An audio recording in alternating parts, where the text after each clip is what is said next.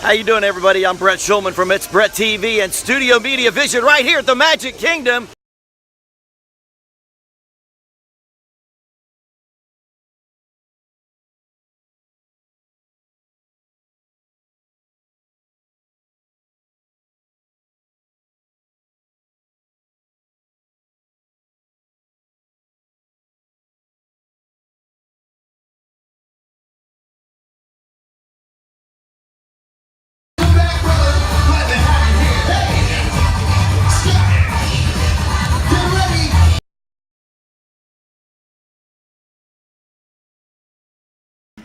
This program is dedicated to the memory of Walt Disney.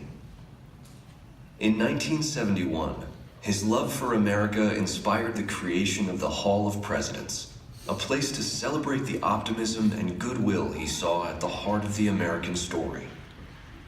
Walt's vision was to honor the nation by honoring the American presidency.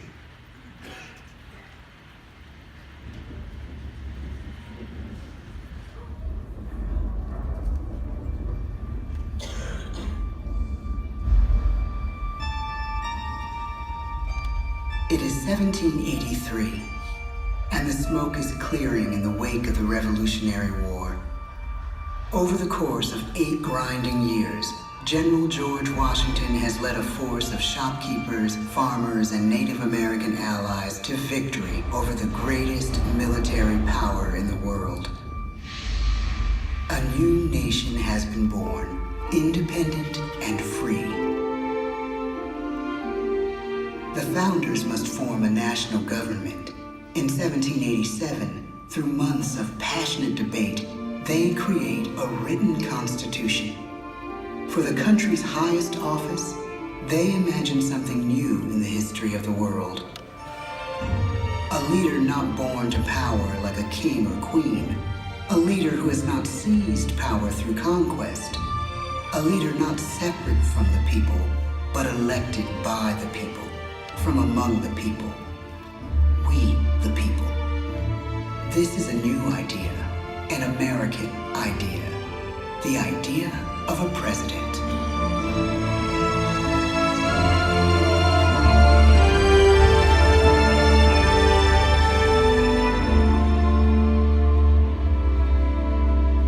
The people don't know exactly what a president will be, but there is little doubt who it will be. George Washington's stature and bearing have marked him as a leader. His integrity has made him a great one. Washington knows that many generals who have led successful revolutions make themselves dictators or kings. Instead, he steps down from power and retires to his home, Mount Vernon. The world takes note, and George Washington becomes the symbol of American ideals. In the first presidential election, it's Washington by a landslide. The only doubt seems to be his own. He writes, "Integrity and firmness is all I can promise.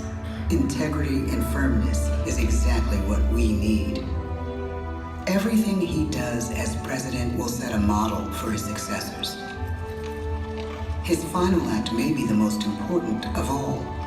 After 2 terms, with no term limit in the Constitution and amid overwhelming support to stay in office, he steps down once again and hands power back to the people. He wants us to speak, to elect a new president. During the early years of the Republic, we choose leaders as different as Thomas Jefferson, John Adams, and Andrew Jackson. Elections are often bitter. Each president stands at that fiery intersection where personal character meets the challenges of the times. Some call the presidency a glorious burden. Jefferson calls it a splendid misery. We, the people, must choose well. We elect 15 presidents before the course of history brings us to the edge of a crisis like no other. A nation born of freedom still permits slavery. As the country pushes west, will new states be slave or free? The question produces bitter conflict. The issue rocks the election of 1860 and brings Abraham Lincoln onto the national stage. The tall, lanky, some say uncouth candidate from Illinois is a master of words at a time when speeches are printed in full for people to read. A house divided against itself cannot stand, he has said. With Lincoln's election, the House does indeed divide. Civil War. 11 states secede from the Union. The war becomes a defining passage in the American story. The president's own inner strength and depth of character changed the course of history. Lincoln had come up the hard way on the American frontier, desperately poor, with less than a year of formal schooling. His early years were scarred by tragedy, the death of his mother, his sister, his first love. He struggles with depression, but never loses his determination to rise above it. He once said he's driven by a desire to leave the world a little better place for having lived in it. The war rages. Lincoln fights to preserve the Union and end slavery. Neither is a sure thing. At Gettysburg, Pennsylvania, 6 months after one of the bloodiest battles of the war, the president dedicates a cemetery to the thousands of soldiers who died there, in words we can never forget.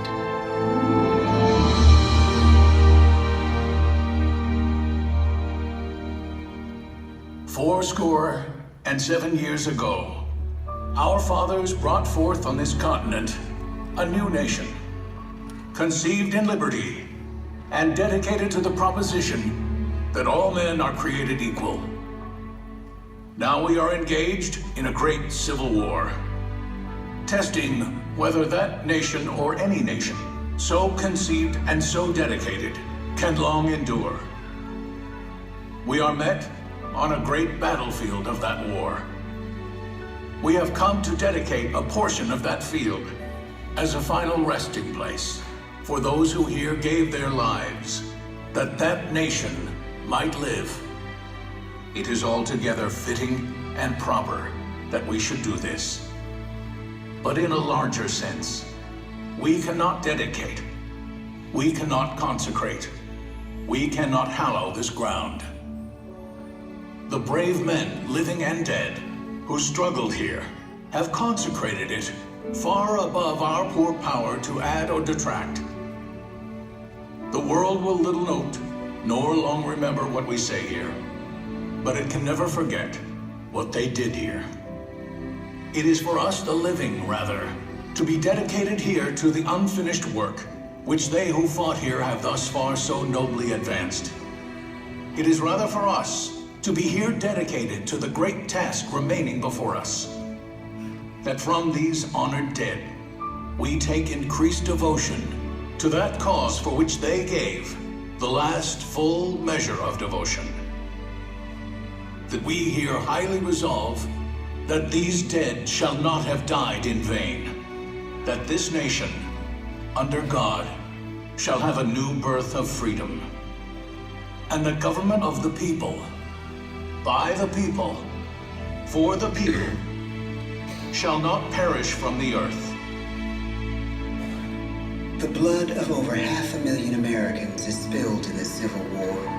President Lincoln's enduring hope is to give true meaning to the sacrifices of so many, to lead us to that new birth of freedom.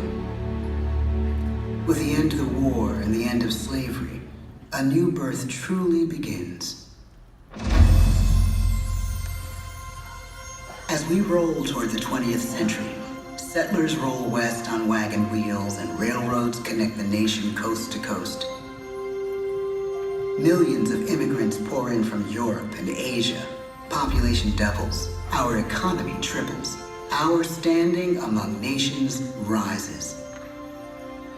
We need presidents who can lead both at home and abroad.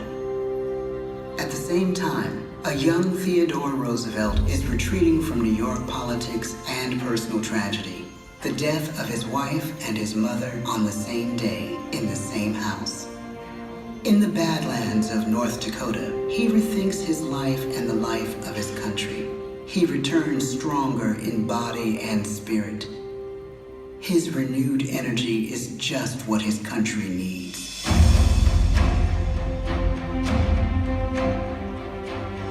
American industry is booming, but social tensions are rising. A progressive movement is bubbling up, pushing for change, and change is needed in the working and living conditions in cities. The gap widens between rich and poor. The demand for change grows stronger. Teddy Roosevelt is a knight on a crusade. He speaks with force and vitality in clear terms that make colorful headlines at a time when mass market newspapers have become the new media. To define his foreign policy, he borrows a phrase from an African proverb: speak softly and carry a big stick. But his greatest accomplishments are made at home. He breaks up giant monopolies, protects workers' rights, and calls for a square deal for all Americans, rich and poor, capitalist and wage earner. Fair play and a square deal for every man and every woman in the United States. He calls on America to be as great as the natural grandeur of its lands.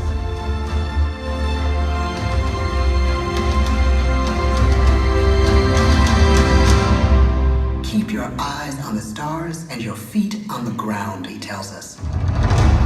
And we do.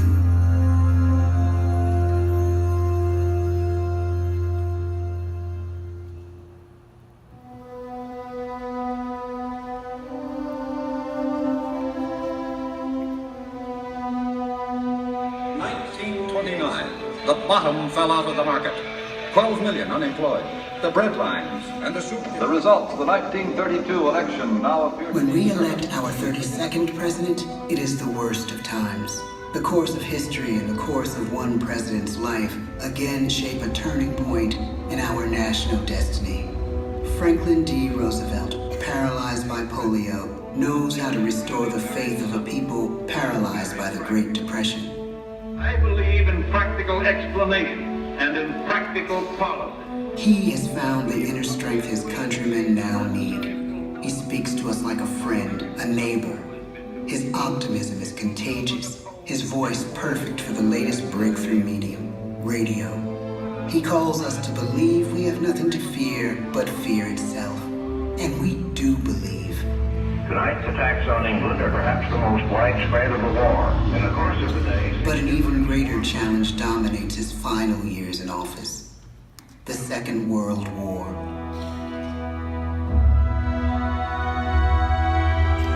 We must, or will it become another focus for the arms race? The choice is urgent, and it is ours to make. Ask not what your country can do for you. Ask what you can do for your country. But really, it's all of us who must overcome the crippling legacy of bigotry and injustice. And we shall overcome.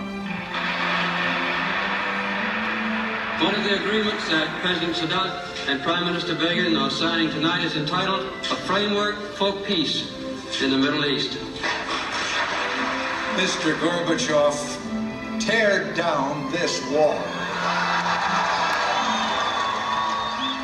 You have lost too much, but you have certainly not lost America.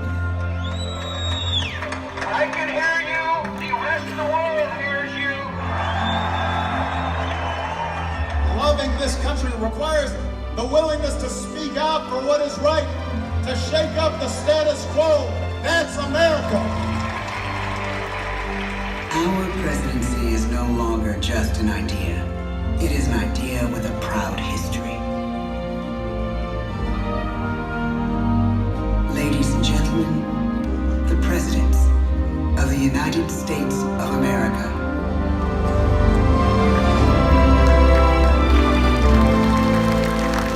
George Washington, John Adams, Thomas Jefferson, James Madison, James Monroe, John Quincy Adams, Andrew Jackson, Martin Van Buren, William Henry Harrison,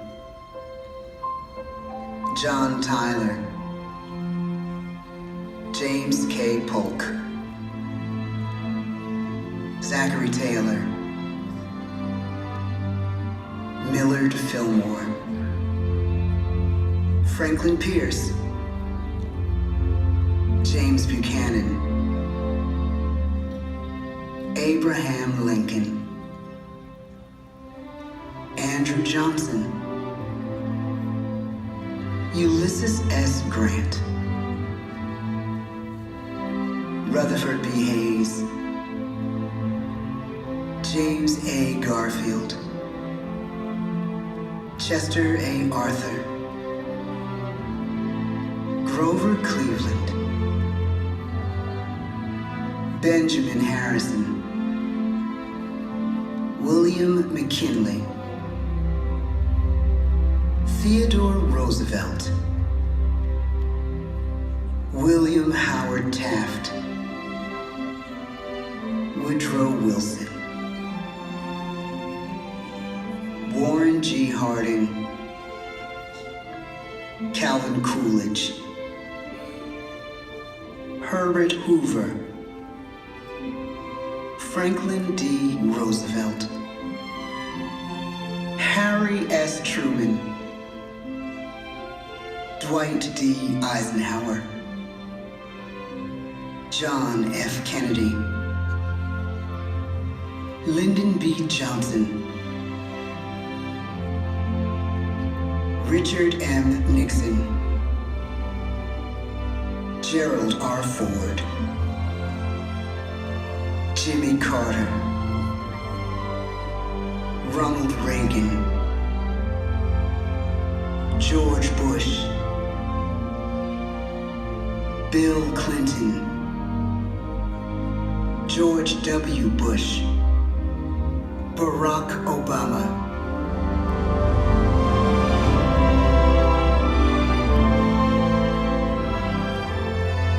And now we come to the present.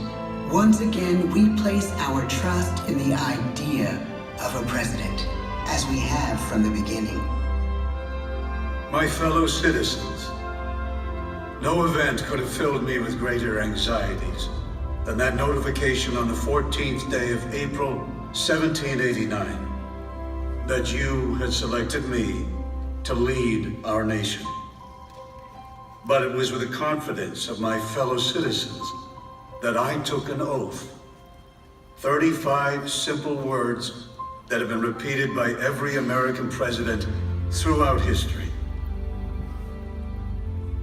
I, Donald John Trump, do solemnly swear that I will faithfully execute the office of President of the United States and will, to the best of my ability, preserve, protect, and defend the Constitution of the United States. So help me God. From the beginning, America has been a nation defined by its people. At our founding, it was the American people who rose up to defend our freedoms and win our independence. It is why our founders began our great Constitution with 3 very simple words: we the people. Since that moment, each generation of Americans has taken its place in the defense of our freedom, our flag, and our nation under God. These are the achievements of the American spirit. The spirit of a people who fought and died to bring the blessings of liberty to all our people. Above all, to be American is to be an optimist, to believe that we can always do better, and that the best days of our great nation are still ahead of us. It's a privilege to serve as the President of the United States, to stand here among so many great leaders of our past, and to work on behalf of the American people. The presidency of the United States is a role unique in the world, an office entrusted to each president by us, we the people. Therein lies the genius of that new idea, now over 200 years old. A new idea our presidents have turned into a great American idea again and again.